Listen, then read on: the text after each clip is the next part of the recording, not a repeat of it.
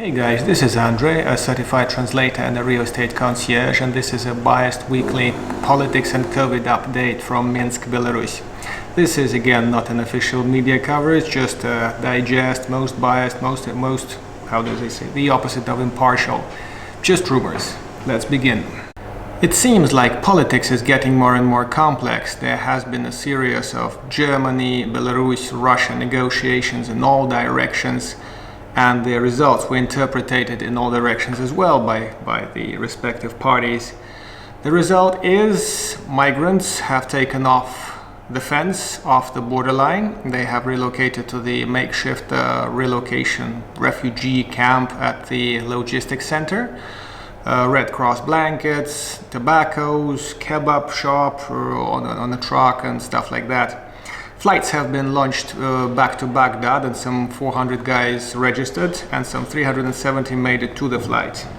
After this long battle with hundreds of attempts to trespass the Polish border each night, the migrants have left a mess, some kind of a cinematic mess construction site where they were camping. Leftovers of that, burning trees and tents can be found there, along with all sorts of survival garbage, I guess. One of the migrants, a Syrian national, I guess, got the first COVID confirmed.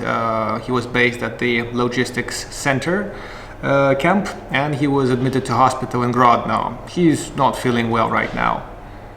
Among all the political messages, Putin has called Belarus upon political dialogue with the opposition, which I will keep without comment. The main message here is he also added that Belarus and Russia are working on the execution of 28 joint field programs, sector programs, in terms of building up the Union state. And one of those programs, if I may remind you, is about making uniform migration policy decisions, including the mutual acceptance of visas and temporary residency and permanent residency. Simply speaking, they are working to make them mutually acceptable, Russian and Belarusian ones in Russia, which may be helpful for you if you're planning to relocate. Seriously speaking, though, the sanctions are cracking on. The fifth package is on the way, and apparently it's going to affect one of the biggest companies here, national air carrier, Belavia, that may lose half of its pool of aircraft, something like 17 out of 29, which might or might not hit the business, half of which has been disabled by closed European sky anyway. Now, mostly they're trying to replan their flights to Russia and to the Middle East, but not sure how successful that is in terms of economy. Let's just see how it's going to work on top of the sanctions package that's going to be full on from the 8th of December. While internet here is working all right, except for the resources that have been pronounced extremist here locally, you can only access them if you have a VPN application.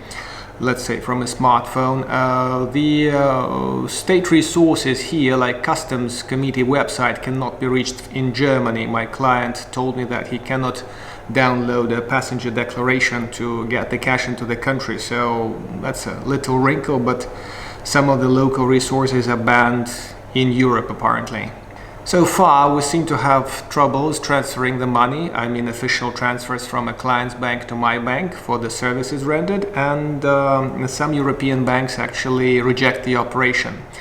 Our atomic plant built in northwestern Belarus has just been plugged in again. I'm not sure about the right term. They just, switched it on again.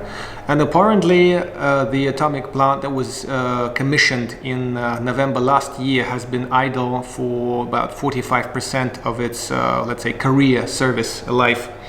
The little issues here and there have been delaying the launch and have not been very helpful during the first period of the plant's work.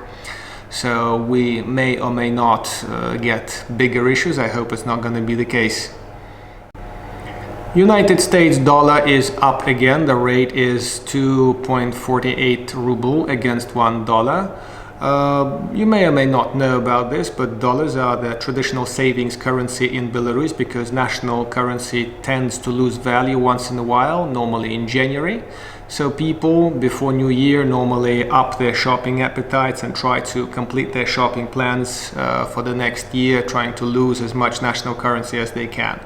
It's probably some kind of an instinct, I guess, rather than a rational market decision, but tell me what you think, guys. Tell me if euro or dollar are going to have issues. There are rumors about digital currencies introduced, and if that's going to affect the market somehow, if the currencies are going to get stronger somehow.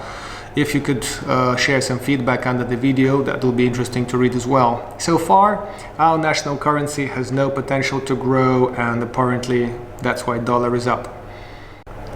We used to be top world drinkers, in the top 10 for sure. Now we are in the somewhere in the 30s of the list, and the government is trying to find a way to tackle that. One of the measures they are about to adopt is to ban the bottles of alcohol, beer and related alcohol, larger than 1 liter. Whether or not it's going to help on its own, or whether some enlightenment education programs are going to be launched as well, it's hard to tell. I guess that's something that is required as well. Once again, we are having food prices going up a little bit because of the low production of milk, pork, poultry and other things. Pretty bad harvest of grains, potato and vegetables this year is upping the price tags. And I guess by now it's about 10% up, and that boosts the inflation for this year. The government is standing by to increase the minimal salary. Minimal monthly salary now is about 420 rubles. That's the minimal that can be officially paid to a person working full-time, like a law-guaranteed minimal wage. But there are ways to bend that, as always. A capable accountant or a capable director will find that way. It's less than $200 in equivalent. Hard to tell how many people in Belarus get that much and how they survive for sure. But next year is going to be different for them. It seems like Austrians are about to get the first Europe's mandatory vaccinations.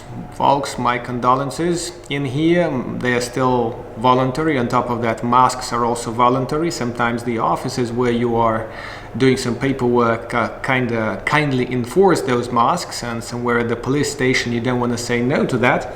But generally, that's how it goes, and generally that seems to be spreading up the virus.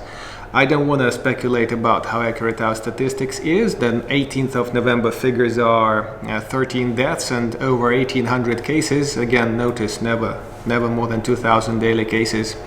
And that's just how it is. Field information, more like rumors. I've just been to a notary office, and it's really hard to get into one of those unless you're booked. Bookings can be done for a week ahead. They are all booked out. Notaries are busy doing wills. Just today I've heard that this backlog of people and this queue is caused by the higher numbers of deaths and people processing related paperwork. So this may be related to the COVID statistics. Belarus never really had any lockdowns. Right now we have a land border locked. Only people with business visits, emergency visits like funerals, health issues of their relatives over here can take a visit, and they have to have a visa for that, of course. Visa-free flights are still valid unless you're an American passport. Unfortunately, visa-free program for them has just been stopped. Americans need visas now, but the only flights you can take to Minsk are via Moscow. That's very careful here.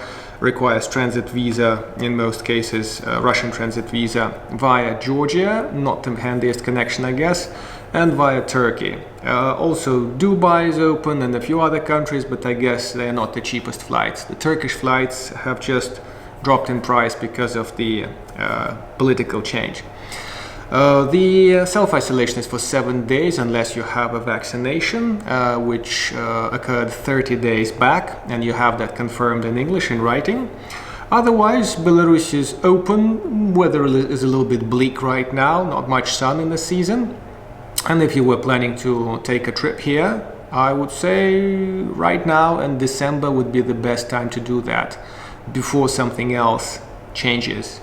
Thank you very much for staying with the channel. Your feedback, your questions underneath the video will be very welcome. Donation links are there if you are able to support the channel with $5, $10, some $25. That would be really awesome. That will get a better sound, a better picture, as always, maybe a coffee or two for me. Otherwise, travel wisely, stay safe, and hope to see you someday in Minsk. The meeting of the expats is on Sunday at the place specified under the video. Thank you for watching and cheers.